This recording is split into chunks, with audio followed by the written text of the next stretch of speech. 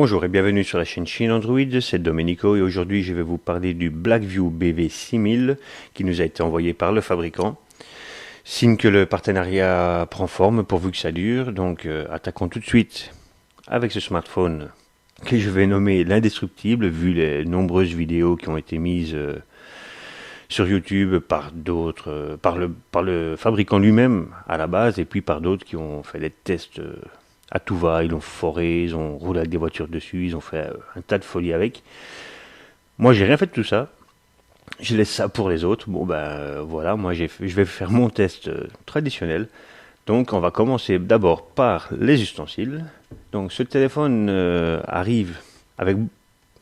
Ouais, arrive, déjà, c'est bien, il arrive. Avec des écouteurs blancs, logotisés Blackview, comme vous pouvez le voir. Un chargeur de 0,5 ampères, je ne sais pas si ça va se voir, logiquement oui, 0,5 ampères, le câble forcément USB, un petit tournevis, vous verrez pourquoi plus tard, et alors le petit ustensile pour le faire fonctionner en OTG. Je vous dis déjà, il ne fonctionne pas, donc ce truc là ne marche pas, j'ai essayé le mien, ça ne fonctionne pas non plus. On en reparlera plus tard, au moment de parler de l'OTG. Voilà, ça c'est le petit guide de démarrage rapide qui ne correspond pas au téléphone. C'est super, donc ils nous disent d'enlever la coque ne s'enlève pas.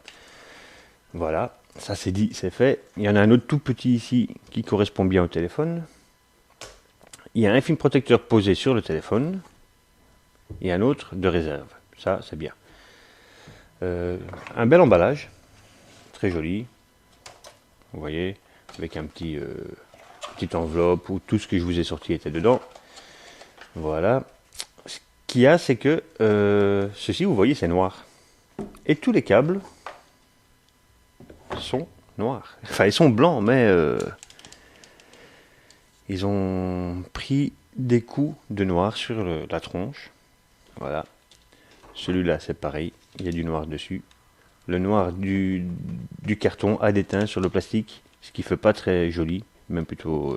enfin, bref, pas très joli. Le dégueulasse, je le garde pour autre chose. Voilà. Donc ça, on peut verrer.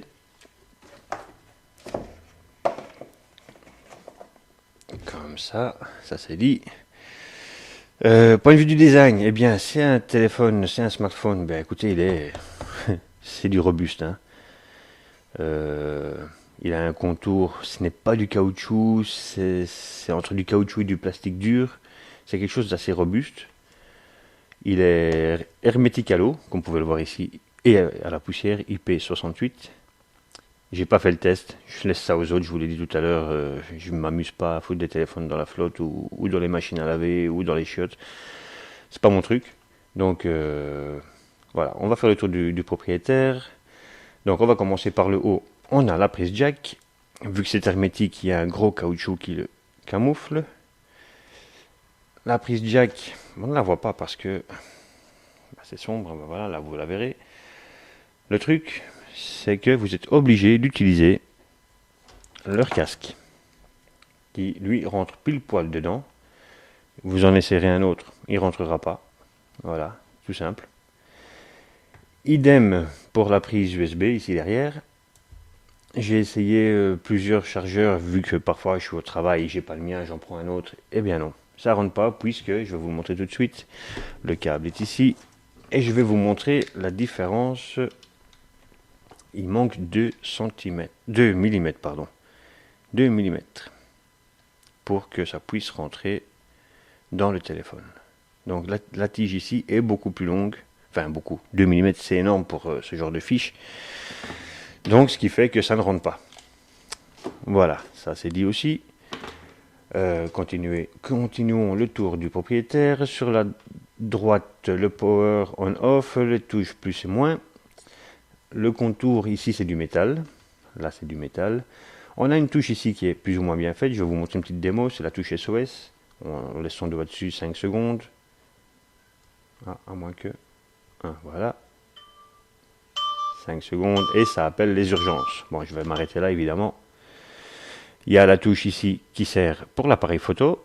Qui déclenche l'appareil. Il faut aussi laisser quelques secondes son doigt dessus. Et voilà, l'appareil est là. Et alors le push to talk. Je n'ai pas su m'en servir. À mon avis, il faut 2 téléphones pareils ou je ne sais pas. Le push to talk, donc, il devrait servir, je suppose, comme un walkie-talkie, puisque quand on est en communication traditionnelle via notre opérateur, ben, j'ai beau appuyer dessus, ça ne change rien. Donc je suppose que c'est ce principe-là. Ok, donc en face avant, la caméra, le capteur de proximité, le capteur de lumière, le haut-parleur,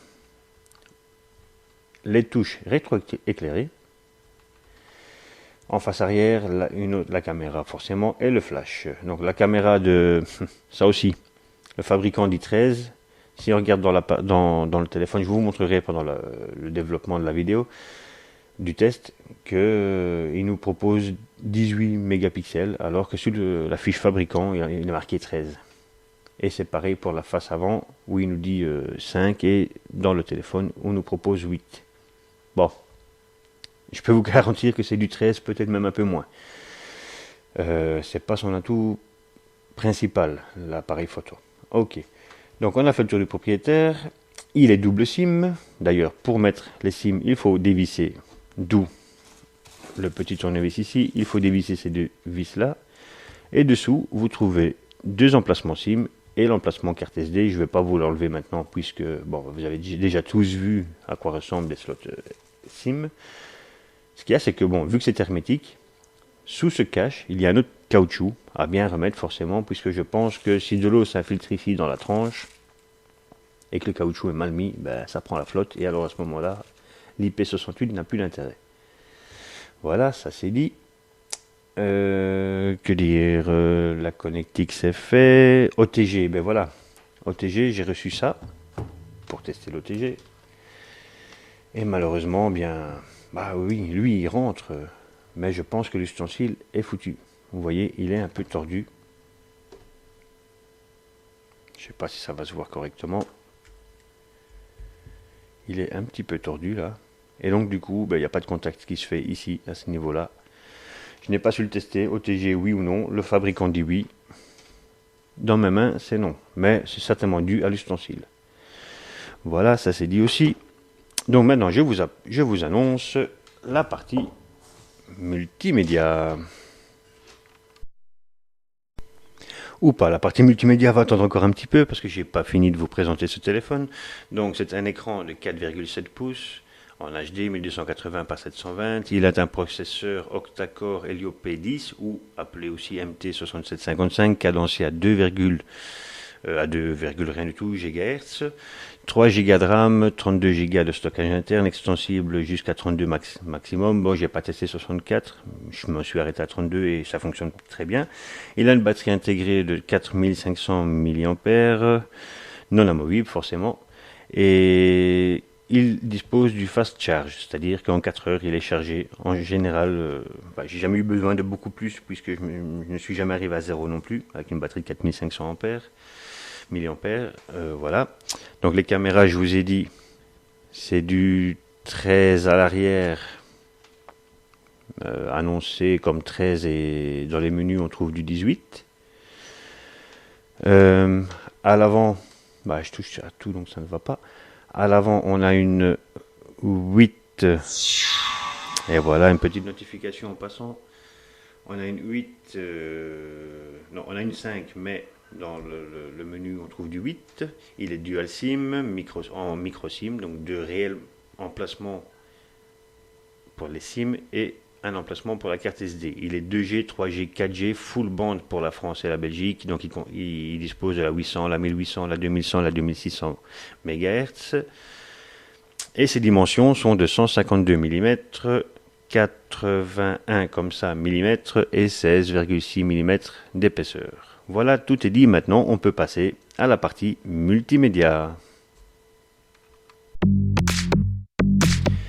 Partie multimédia que nous allons attaquer directement avec la petite vidéo qui va bien.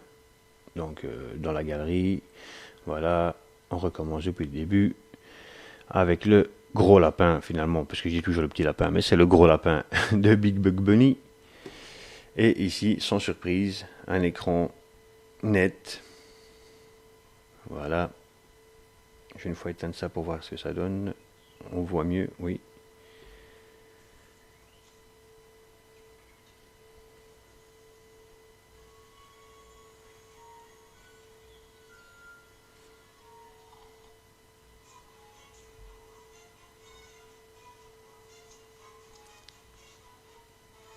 C'est nickel, le rendu des couleurs. Bon, la fluidité, forcément, on a un 2 GHz, donc et 3 Go de RAM, il n'y a aucun problème là-dessus.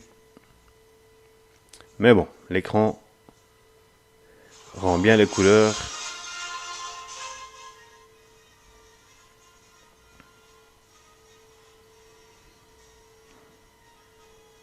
Voilà, voilà. Passons maintenant à la musique.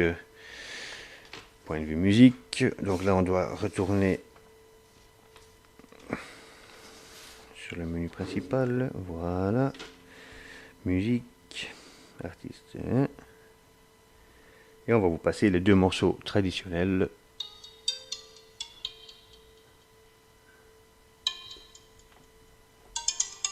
Et je parlerai après.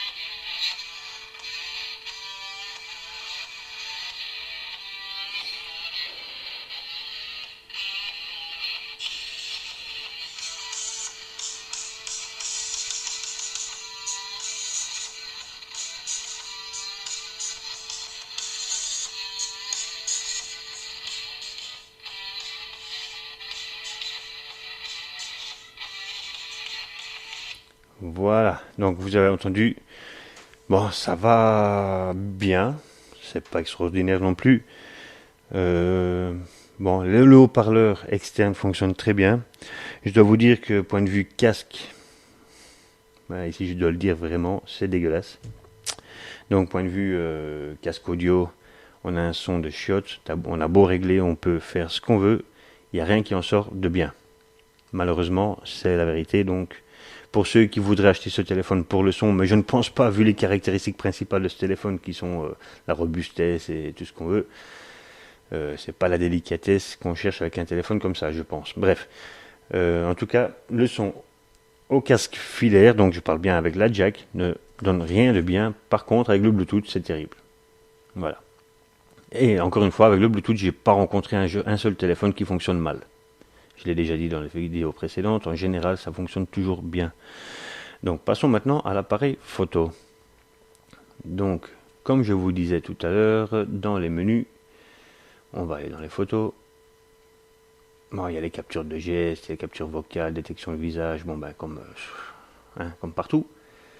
Mais là vous voyez, je vais une fois rallumer ça, on a du 18 mégapixels. Le fabricant en annonce 13, donc ouais. Et je l'ai mis en 18 forcément pour faire mes photos, que vous verrez tout à l'heure. Et bon, bah c'est pas du 18, hein, c'est forcément du 13. Maximum. Voilà. Donc je vais vous faire une petite photo de quoi? Je vais vous faire une photo.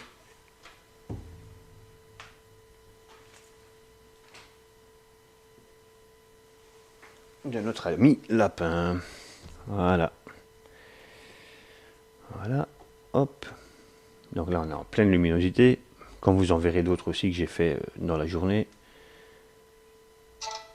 Donc maintenant dans l'obscurité. Enfin, obscurité totale ça ne l'est jamais. Mais... dans les conditions de mauvaise lumière. Voilà. Avec le flash. Voilà. Bon, permettez un instant que je rallume mes lampes. Sans m'électrocuter. Voilà, ça c'est fait. Là aussi. Et vous voyez, hein, c'est assez flashy, on va dire. Bon, sans flash, c'est beaucoup mieux. En pleine luminosité, ça fonctionne très bien, mais comme ça, c'est un peu...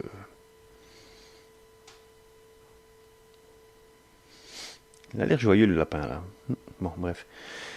Ok.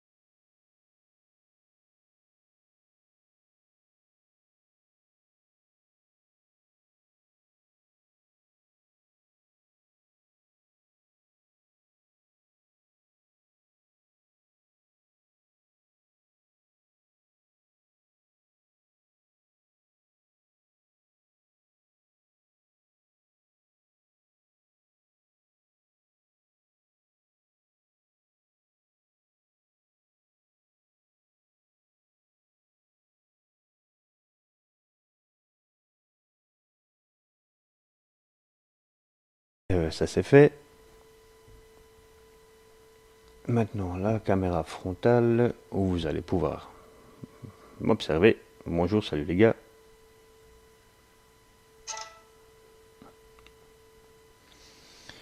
Voilà. Et on va zoomer sur la caméra.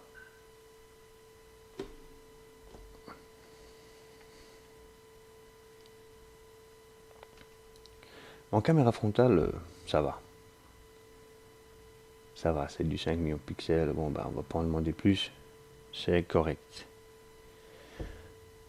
Passons maintenant au GPS, où vous allez voir le petit enregistrement que j'ai fait avec AZ Recorder, et qui donne que en 2 secondes, il a trouvé les satellites et il était fixé.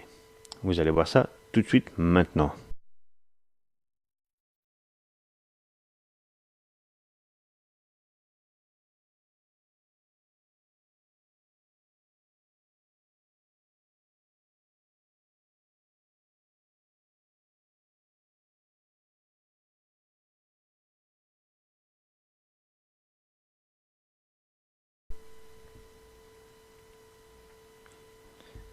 Voilà, vous avez vu, donc il n'y a aucun souci avec le GPS. Le GPS, je m'en suis servi à l'extérieur et aucun décrochage et tout va bien. Donc maintenant, je vous annonce la partie performance.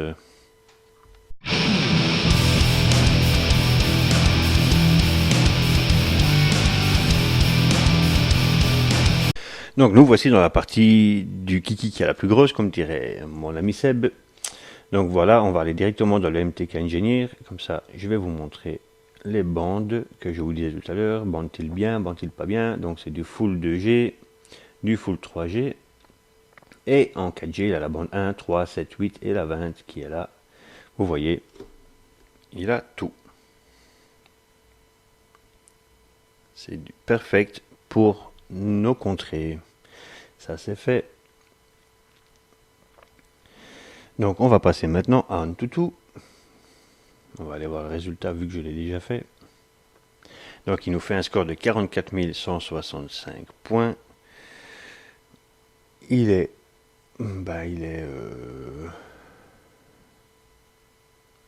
là, au-dessus d'un Meizu M3 et en dessous d'un Xiaomi Mi 4S. Voilà pour les infos. Donc il nous confirme que c'est bien un Blackview BV6000 qui tourne sous Android 6.0. J'avais oublié de le dire tout à l'heure. C'est bien la CPU MT6755 ou Helio, je ne sais plus. Helio P10 avec tous les processeurs, je ne m'en sors plus. Voilà. Donc c'est bien le Mali T860 pour le processeur graphique, la résolution 1280 par 720, caméra arrière, il nous dit 18 mégas,2. Donc, est-ce que le fabricant sur son site dit des conneries ou bien c'est... mais je pense que on peut faire dire ce qu'on veut à un toutou comme... voilà, Seb l'a dit souvent, on fait dire ce qu'on veut à un toutou. Donc 18,2 soi-disant. L'email pour notre ami Tacotac, voilà. La RAM nous confirme bien que c'est un 3 Go de RAM, un 32 Go de stockage interne. Voilà, le CPU on y est reparti, on l'a déjà dit. Cadence est à 2 GHz, le Mali c'est dit aussi. 320 dpi, ça c'est pour Tacotac aussi. 8,3 en caméra avant, c'est du 5. Niveau de la batterie, bon, blablabla, l'OS, ok. Les capteurs, ah oui, capteur de gravité, capteur gyroscope, de lumière, ouais, il y a la boussole, donc le compas, tout y est. Magnétomètre, il y a beaucoup de capteurs dans celui-ci qu'il n'y a pas en général dans les téléphones que j'ai eu moi en général dans les mains, il y en avait beaucoup moins que ça. Voilà, ça c'est fait pour un toutou. Maintenant passons à PC Mark. PC Mark, qui a déjà été fait, il est là. Voilà, il nous fait un score de 4627 points avec le graphique qui nous montre donc la vitesse d'horloge du CPU, la température et le temps de charge de la batterie, le pourcentage de charge de la batterie. Voilà, détaillons avec des chiffres plus bas, ça c'est pour les gens qui s'y connaissent, pas moi. Ok, vous avez vu, passons au suivant. Quadrant. Quadrant, il est là. Et là, on va le faire non-stop. Écoutez, ce téléphone, je m'en suis servi. Bon, c'est un 2 GHz. Vous voyez, ça fuse. Il n'y a pas à dire. J'ai eu en main des 1 GHz. Des 1 GHz, j'ai eu des trucs à 50 €. J'en ai fait 2 d'affilée ou 3, je ne sais plus. Ça change. ça change. Même du Oukitel K4000 Pro que j'ai dû me servir par la force des choses, vu que j'avais pété mon ZTE. Maintenant, c'est celui-ci que j'utilise tous les jours, vu que mon ZTE il va rester comme ça, j'en attends un autre. Et voilà, ce téléphone est fonctionnel. C'est un peu dommage. Tiens, j'ai oublié de vous dire, et je vais vous le montrer dès que ce test-ci sera fini. J'ai oublié de vous dire quelque chose d'assez essentiel, point de vue de l'audio. C'est un petit défaut, à mon avis, qui est propre à ce téléphone-ci. Donc ici, on continue avec le Quadrant. Donc le score du Quadrant, 23 334 points. Les chiffres du dessous, 23 334 points. Le CPI, 97 000 ou 97 084. En mémoire, 10 625. Et pour le reste, c'est à vous. Voilà. Donc je voulais en revenir sur le haut-parleur ici. Je vais vous mettre la petite vidéo du lapin, on y retourne. Et vous allez constater, je ne sais pas si vous allez l'entendre d'ailleurs, mais... On va faire recommencer. Je baisse le son au minimum. Et ça grésille alors qu'il n'y a pas de son.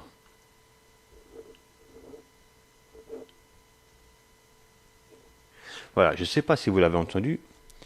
Mais il y a de la friture sur la ligne, il y a de la friture dans le haut-parleur, alors que finalement j'ai coupé le son. Et quand on regarde une vidéo, ou bien non, quand on défile sur la page d'actualité de Facebook par exemple, où il y a des vidéos qui défilent sans qu'on les regarde, eh bien ça frétille. Donc ça c'est un petit défaut, je ne sais pas si c'est propre à celui-ci ou s'ils le font tous, parce que j'en ai qu'un forcément. Voilà, donc ça je devais le dire, je l'ai dit. et ça fera partie des points négatifs à la fin. Pour ce modèle-ci, je le redis, c'est ce modèle-ci que j'ai en main et je ne les ai pas tous. Ok, donc revenons à nos moutons. Donc on avait fait Quadrant, Geekbench. Geekbench, on va faire le... Ah non, mais Geekbench, il y a un capture d'écran qui est là.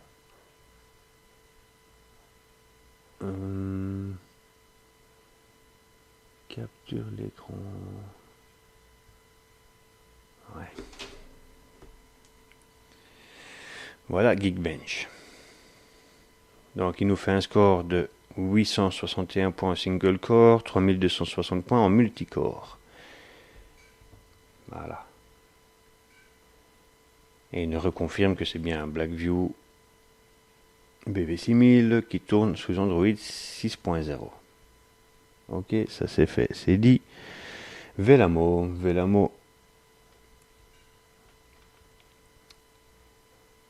le voilà. On va aller chercher les résultats. Donc en multicore, il nous fait un score de 2455 points. En métal, 1417 points. Et pour le browser Chrome, parce que j'utilise Chrome, 3195 points. Ou 3195 points. Il faut que je m'y fasse à l'international. Donc en français et en belge. Voilà, ça c'est dit. Les classements, on s'en fout puisqu'il n'est pas dedans. Voilà, donc Velamo c'est fait. Epic Citadel, c'est de nouveau un screenshot.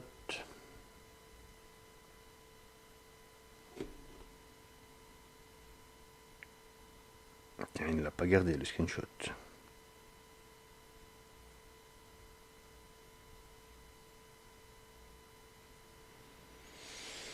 Non, eh bien, une fois n'est pas coutume, on va faire l'Epic Citadel ensemble. Ouais, ça prend un peu de temps, mais on va le faire. Le voilà. Donc, il va falloir meubler. Ce téléphone rend les gens curieux, parce que quand ils voient cette coque ici autour, ils me demandent si on sait l'enlever. Ben non. Non, c'est en une pièce. On ne sait pas enlever ce truc de caoutchouc. D'ailleurs, bon, je pense que si on enlevait ça, vous savez, il fait quand même 1,6 cm d'épaisseur. Ouais, c'est pas pour rien qu'il est emmitouflé comme ça dans du... Non, je sais pas, c'est pas du caoutchouc, mais c'est quand même quelque chose d'assez curieux. C'est une matière assez particulière. Voilà, benchmark. C'est parti mon kiki. D'ailleurs, vous savez quoi, je vais faire une pause et je vous reprends quand c'est fini. Voilà, le temps d'une clope, de boire un petit coup, et c'est fait. Donc nous voilà avec le Epic Citadel. Vous voyez, donc il nous fait un FPS de 54,8 de moyenne avec la confirmation de la résolution de 1280 par 720 et performance level donc en ultra high quality. Donc passons maintenant au Nenamark. Nenamark qui est ici, Nenamark que j'ai déjà fait aussi, qui va nous reconfirmer la même chose. Donc il nous fait un 60,8 fps en 1280 par 720 et c'est le Mali T860 pour le processeur graphique. Ok, ça c'est dit. Je vais une fois arrêter de dire ça c'est dit aussi. Donc passons au 3D Mark que j'ai déjà fait également. Donc voici les résultats. En slim shot, voilà, il nous fait un score de 411 points avec les graphiques également. Ouais, si je me mets en face, ça ira mieux. Voilà les scores pour les gens qui veulent savoir.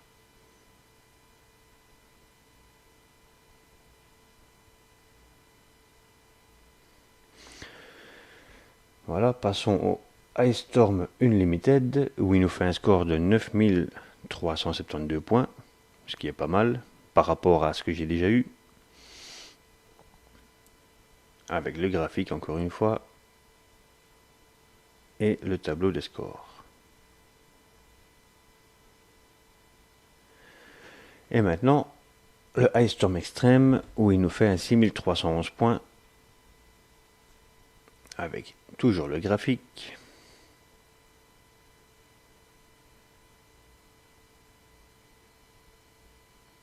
Et le tableau des scores qui nous reconfirme le tout. Voilà. Ah ouais, passons maintenant à Display Tester. Display Tester, il est là.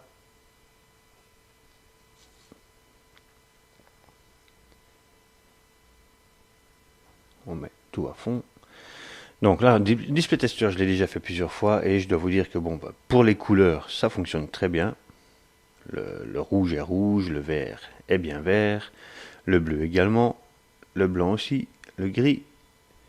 Et nous voilà au noir où... Allez, je vais une fois éteindre ici. Ok. Nous avons un tout petit voile blanc là dans le bas du... Ça ne se verra pas parce qu'il y a tellement de lumière.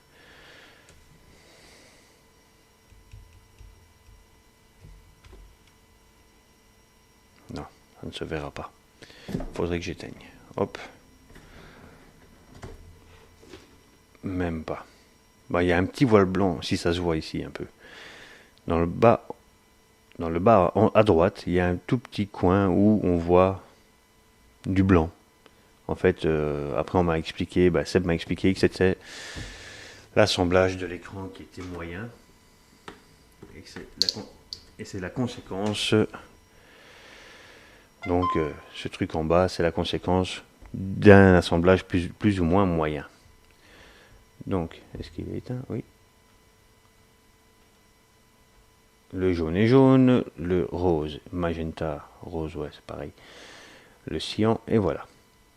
Passons maintenant au contraste et saturation. On le met toujours à fond. L'échelle des gris, ça fonctionne bien. L'échelle des couleurs aussi.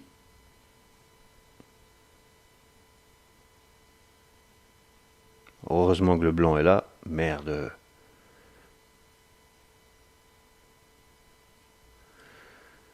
Parce que si c'était l'inverse, si le noir était là, on avait du blanc dedans, quoi. Ok. Saturation. Bon, ici, il va falloir jouer. Voilà, vous voyez l'inclinaison. Putain, c'est chiant ça. Ah, non, bon. J'ai toujours pas trouvé de solution pour régler ce problème.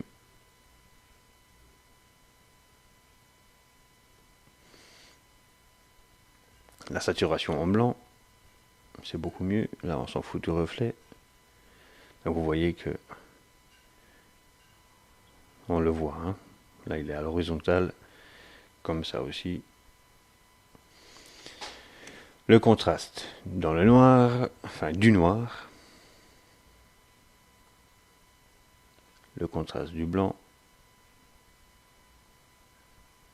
Voilà, ça c'est fait. Passons maintenant au Real Racing. Real Racing, je l'ai mis avec les applications. Le voilà. J'aurais peut-être dû le lancer avant. Bon, en règle générale, je ne vais pas vous faire une conclusion maintenant tout de suite, mais en règle générale, ce téléphone, ce smartphone, écoutez, il fonctionne très bien, il est puissant, il n'y a rien qui le fait, il y a rien qui le fait bugger, il n'y a rien qui le fait caler. Tout est, la ROM est extrêmement propre, mais bon, ça je dois normalement vous le dire après, mais ça fonctionne très bien.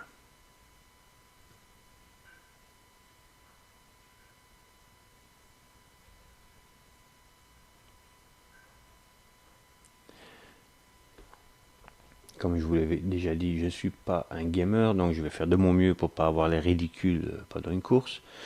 Mais bon, l'essentiel est que vous voyez que ça ne lag pas et qu'il n'y a aucun souci. Ok, on y est.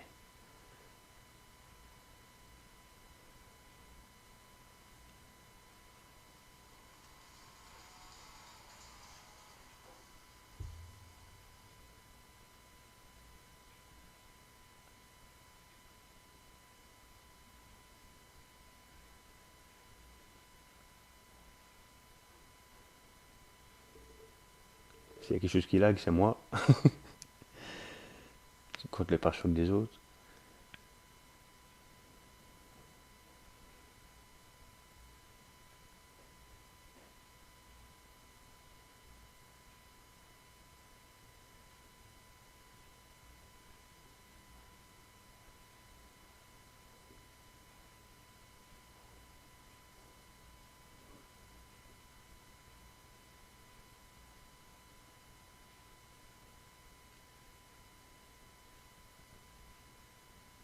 Vous voyez, c'est parfaitement fluide.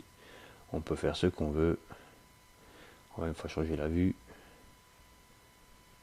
Voilà, c'est fini. Ben, vous avez vu, impeccable. Ça fonctionne très bien. Aucun lag. Enfin, en même temps, avec 3 Go de RAM, je vois pas ce qui pourrait le faire laguer. Si ce n'est une mauvaise conception d'une ROM qui, pour moi, est très bien optimisée. On va aller faire un petit CPU test. CPU temp, tant qu'on y est. Vous voyez, 38 degrés, il chauffe absolument pas. Et j'ai vu que j'avais mis Z-Device, et on va en faire un petit tour. Comme ça, je vous montre un peu tout ce qu'il contient, comme capteur et autres. Donc les caméras, forcément, le GPS, le Wi-Fi, le Bluetooth, l'accéléromètre, le compass. Vous voyez, ça compasse bien. Voilà. La radio, ouais, forcément il y a la radio, mais bon, je devrais mettre le jack. Mais ça fonctionne, je l'ai testé. Le vibreur. Ah non, ça c'est pas le vibreur, c'est la batterie. Voilà le vibreur. Ça fonctionne très bien. Capteur de proximité, capteur de lumière, capteur de pression, le flash forcément. NFC, ils disent NFC, mais le fabricant nous a demandé de changer notre article parce qu'on avait tapé, on avait mis qu'il était NFC et finalement ils nous ont demandé de modifier l'article parce qu'il n'est pas NFC. Je me trompe. Ne retenez pas ce que je viens de dire, celui-ci est NFC, c'est le R7 qui ne le sera pas, le prochain modèle de Blackview. Ne retenez pas ce que je viens de dire, c'est une grosse connerie. Infrarouge, ok, bon bah je ne sais pas où. Voilà, ça c'est fait. La ROM est nickel, il n'y avait aucune cochonnerie, il n'y a aucune application autre que celles qui sont traditionnellement sur les smartphones, à part celle que moi j'ai utilisée, donc Kodi, ThinkMe, mon truc pour ma boîte mail, le foot, bon bah ça c'est à moi. Sinon tout le reste, il y avait Facebook, je l'ai viré parce que sinon je ne sais pas faire un test en restant en ligne avec Facebook, tellement il y a des notifications, Twitter, compagnie, j'ai tout viré pour le test. Mais c'était d'origine dedans. Donc voyons un peu la ROM ici aussi. Par contre, point de vue des traductions, j'ai remarqué qu'il y avait encore un peu d'anglais. Comme par exemple ici, 1K SOS Settings, vous voyez, bon c'est la touche qui est là, il faut la paramétrer là. Le Off-Screen Gesture, bah, tout le monde connaît, bon moi j'ai juste activé le double tap parce que j'aime bien ça. Mais bon bah tout le monde connaît aussi, vous contrôlez la musique avec un signe sur l'écran alors qu'il est éteint et ça met la musique, et ainsi de suite. Bon, System Motion, ça vous fait... Ah non, avec 3 doigts, vous passez 3 doigts comme ça fait une capture d'écran, ou 3 doigts sur le côté gauche, et ça vous met les applications récentes que vous avez utilisées, le Flip to Mute. Bon ben voilà, vous voyez, mais tout ça est en anglais. C'est le seul point, plus ou moins négatif, que j'ai vu sur cette ROM, parce qu'elle est nickel. La mise à jour, je n'en ai pas eu. Voilà, il n'y en a toujours pas. Ben, c'est logique puisqu'il est sorti il n'y a que quelques jours. Que dire bah, la version Android.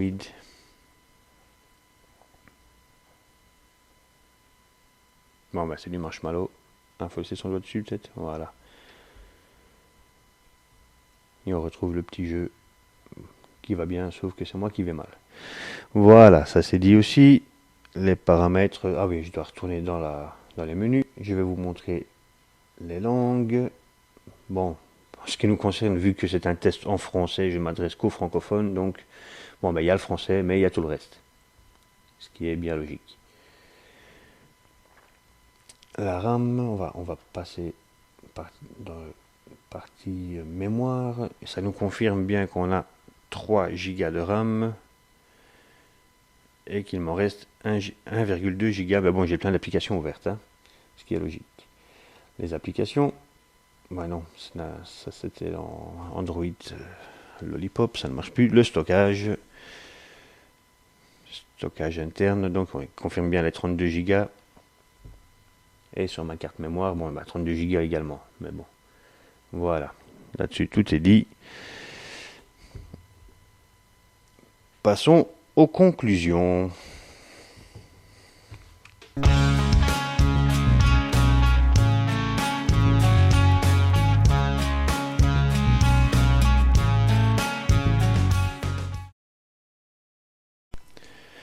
Donc voici pour les conclusions, les plus, les moins, etc. Donc je vais commencer par les plus forcément. Et après je vous dirai où l'acheter si vous êtes intéressé, etc. Bon voilà. Donc pour les pour, moi j'ai noté la solidité forcément. Vous voyez là, le bloc. Je pense que pour le casser il faut y aller. J'en ai vu qui se sont acharnés à coups de marteau dessus. Bon, forcément, ça casse un coup de marteau. J'ai vu des voitures rouler dessus.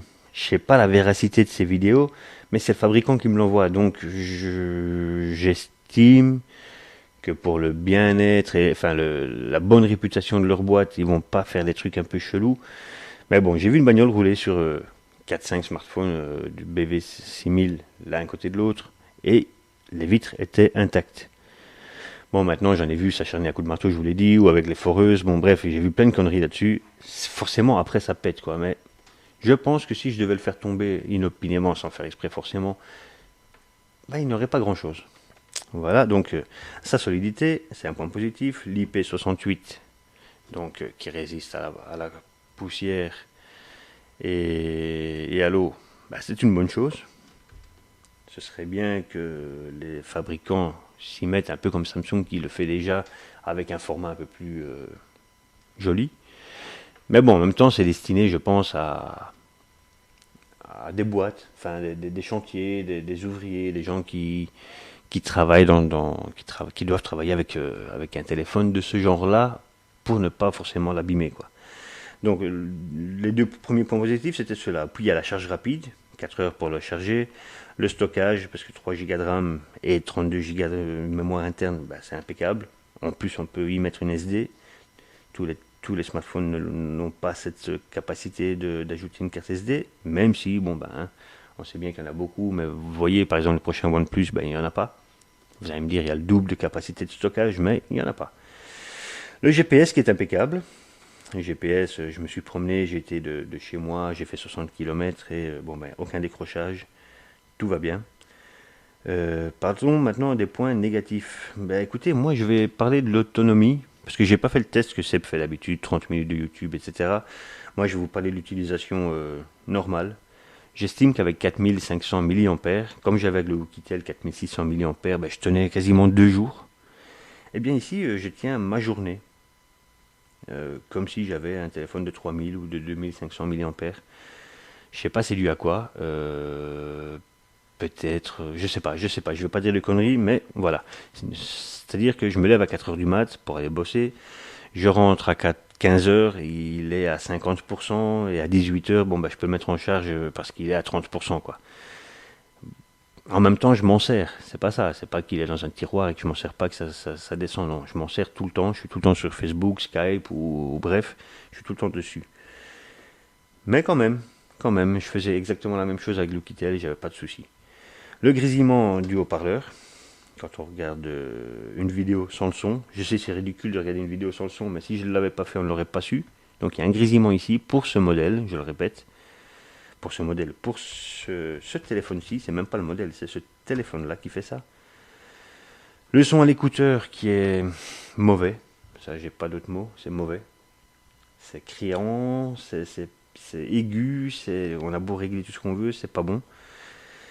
Le son du HP qui est... ça va, le son du HP ça va, c'est pas non plus la fin du monde, mais ça va. Et alors les prises USB, qu'on ne peut utiliser que les leurs, on ne peut pas se servir d'un autre chargeur puisque ça ne rentre pas au fond, donc ça ne charge pas.